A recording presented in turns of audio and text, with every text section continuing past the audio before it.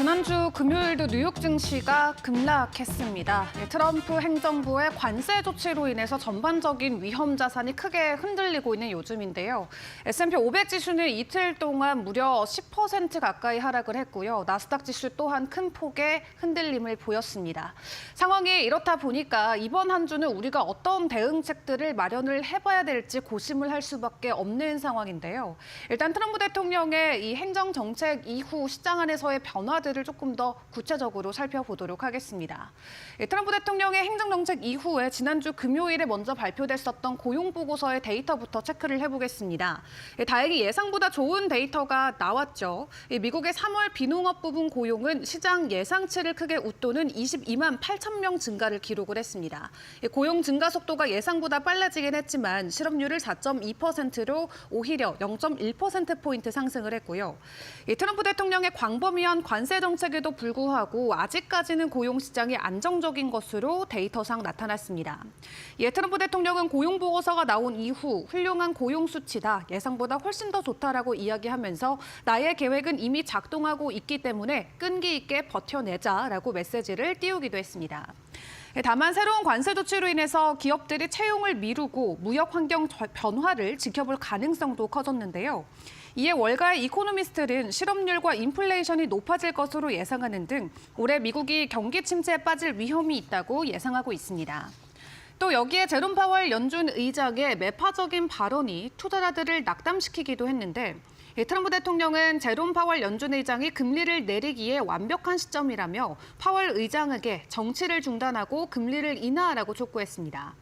다만 파월 의장은 공식 석상에서 트럼프 2기 관세 인상 규모가 예상보다 크다라고 지적하면서 관세가 향후 수분기 동안 인플레이션을 높이고 경제 성장을 둔화시킬 수 있다라고 우려감을 표했습니다.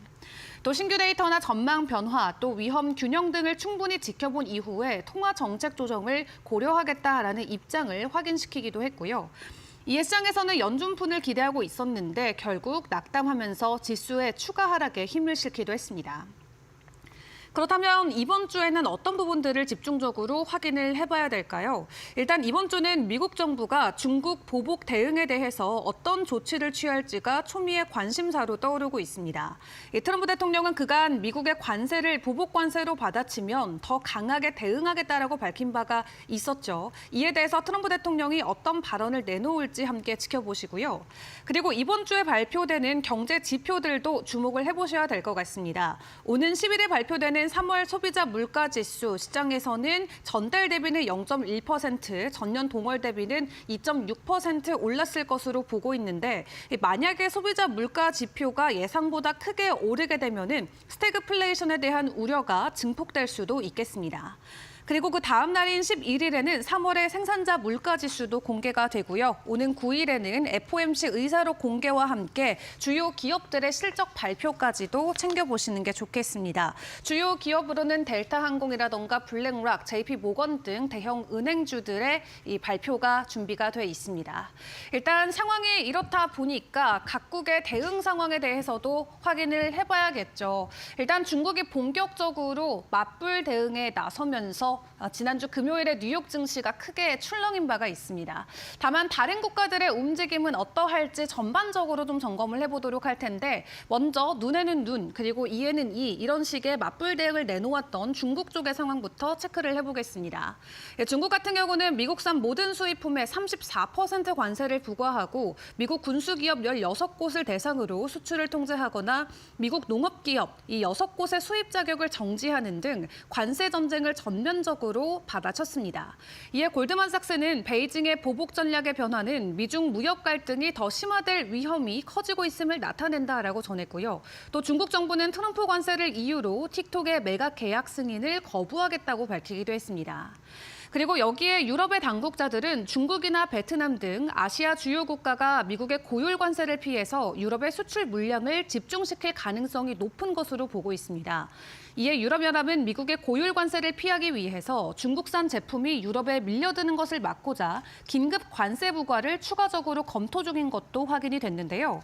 유럽은 이미 중국산 전기차에 최대 35%의 관세를 부과하고 있는데 필요하다면 다른 품목에도 더 높은 관세를 부과할 수 있다라고 전해왔습니다. 또 세계 각국은 오는 9일 상호관세 발효 전 관세율을 낮추기 위해서 외교전에 들어간 상황인데 베트남이나 이스라엘, 일본과 같은 국가들은 상호 관세율을 낮추기 위해 협상을 시도하고 있죠. 트럼프 대통령은 SNS를 통해서 베트남의 서기장과 함께 생산적인 통화를 나눴다라고 전하면서 미국과 합의를 할 수 있다면 관세를 0%로 낮추고 싶다고 적었습니다. 이에 상호 관세 46%를 얻어맞았던 베트남 같은 경우는 이 해당 국가에서 신발을 만드는 나이키라던가 룰루레몬의 주가 상승으로 전환을 만들어주기도 했습니다. 다만 프랑스 같은 경우는 상호 관세에 맞대응하는 차원에서 구글이나 다른 미국 빅테크들에 대한 데이터 사용 규제 카드를 만지작거리고 있는 것으로 확인됐고요. 반면 유럽연합 상호 관세율의 절반만 부과받은 영국 같은 경우는 이 스타머 총리의 부드러운 대응이 빛을 발했다라고 자평을 하면서 미국과의 추가 협상에 공을 들이고 있는 상황입니다. 이렇게 국가별로 현재 엇갈리고 있는 관세 대응 상황을 함께 확인을 해봤는데 이제 이번 주에 트럼프 대통령이 해당 국가들의 대응 조치를 놓고 어떤 발언들을 내놓는지가 굉장히 중요해 보입니다. 이렇게 시장이 크게 흔들리고 있는데 주말 사이 트럼프 대통령은 골프장에 나간 모습이 다시 한번 온라인에서는 화제가 되면서 크게 비난의 말이 나오고 있는 상황이긴 한데요. 관세와 관련해서 추가적으로 어떤 조치들이 나오는지 이번 한 주 동안 집중해서 챙겨보시는 게 좋겠습니다. 자, 상황이 이렇다 보니까 월가에서는 부정적인 경제 전망들을 계속해서 내놓고 있죠. 미국이 4분기에는 역성장을 보일 수도 있다라면서 이 경고의 말을 내놓기도 했고요. 그리고 세계 경제 침체 확률 자체도 60%까지 올라간 상황입니다. 전반적으로 빅테크 기업들의 주가가 큰 폭으로 하락을 하고 시가총액도 아주 크게 흔들리자 시장에서는 이 상호 관세가 사실상 증세로 작용될 가능성을 다시 한번 제기를 했습니다. 이 때문에 기업 투자나 소비 심리가 위축될 수가 있겠고요. JP모건 체이스는 이번 상호 관세로 인해서 약 1,000조 원 가량의 증세 효과가 발생할 것이라고 전망을 했습니다. 이에 그동안 자유무역 질서에 기반해서 세계로 공급망을 확장해왔던 미국 기업들이 상호 관세의 최대 피해자가 될 수 있다는 분석이 나오는데요. 애플이나 나이키 등 미국 대표 기업들이 생산 기지를 중국이나 베트남 등에 이전을 해놨기 때문에 수입의 비중에 대한 관세 조치가 부담으로 작용이 될 수가 있겠습니다. 이에 미국 경제계에서도 상호 관세는 큰 실수다라는 비판론들이 나오고 있는 것으로 보여지고 있고요. 이 고율 관세가 경기 침체뿐만 아니라 물가 급등을 야기해서 스태그플레이션으로 이어질 수 있다라는 우려감도 커지고 있습니다. 노무라증권 같은 경우는 관세 여파로 인해서 지난 2월 2.5%였던 개인 소비 지출이 연말에는 4.7%까지 오를 수 있다라고 예상을 하기도 했고요. 또 웨드부시의 유명 기술 애널리스트인 댄 아이브스 같은 경우도 이 미국 관세로 인해서 미국의 기술 산업이 10년은 후퇴될 것이다라고 우려의 말을 내놓기도 했습니다. 결국 모든 비용들은 소비자들이 부담하게 될 수밖에 없기 때문에 소비자들의 심리 위축도 현재는 큰 리스크로 작용이 되고 있는 상황인데 상황이 이렇다 보니까 빅테크 수장들 가만히 있을 수는 없겠죠. 트럼프 관세로 직격탄을 맞은 빅테크 수장들이 현재 트럼프 관저로 이동했다라는 이 내용이 주말 사이 전해지기도 했습니다. 트럼프 대통령과 직접 면담을 통해서 추가적인 조율을 할 것으로 보여지고 있는데요. 일단 트럼프 대통령이 예상보다 높은 상호 관세 부과를 발표한 이후 이틀 만에 미국의 대형 기술 기업인 M7의 시가총액이 1조 8천억 달러나 증발하기도 했습니다. 이에 트럼프 행정부의 최고 실세로 꼽히는 일론 머스크 테슬라 최고 경영자는 반관세 입장을 드러내기도 했는데요. 트럼프 대통령이 전 세계를 상대로 관세 전면전을 선포한 지 사흘 만이었고요. 머스크 CEO는 이날 이탈리아 극우 정당 행사에서 화상 연설을 통해서 본인의 의견을 전했습니다. 미국과 유럽이 이상적으로는 무관세 체제로 나아가서 자유무역지대를 효과적으로 만들어야 된다라고 발언을 했는데 해당 영상 바로 확인해 보도록 하겠습니다. I hope that I hope that the United States and Europe can establish a very close partnership. We obviously are. There's an alliance already, but I'm hopeful that there can be a very close relationship with America and Europe. And I'm hopeful, for example, with the tariffs, that at the end of the day, I hope it is agreed that both Europe and the United States should move, ideally, in my view, to a zero tariff situation, effectively creating a free trade zone between Europe and North America, and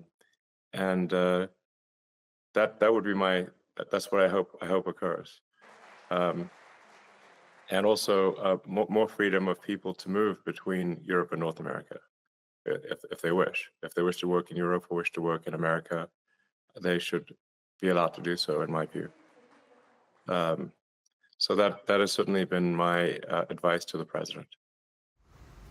네, 이렇듯 일론 머스크는 미국과 유럽 사이에 관세가 있어서는 안 된다라는 조언을 트럼프 대통령에게 이미 건넸다라고 밝히기도 했는데요. 추가적인 조치안들이 나올 수 있을지 계속해서 상황을 주시해 보도록 하겠습니다. 자, 그런 가운데 주말 사이 나름 비트코인은 가격을 지켜주는 모습이 나왔습니다. 다만 오늘 새벽을 기준으로 다시 한번 가격 급락이 나오면서 8만 달러 아래까지 밀려 내려가는 모습이 포착이 됐죠. 다만 주말 사이에 가격 버티기가 나오면서 시장에서는 이 비트코인이 안전자산으로 인식되는 것 같다라고 이야기하면서 추가적인 수혜를 받을 수 있다라는 긍정적인 관망도 나오긴 했는데요.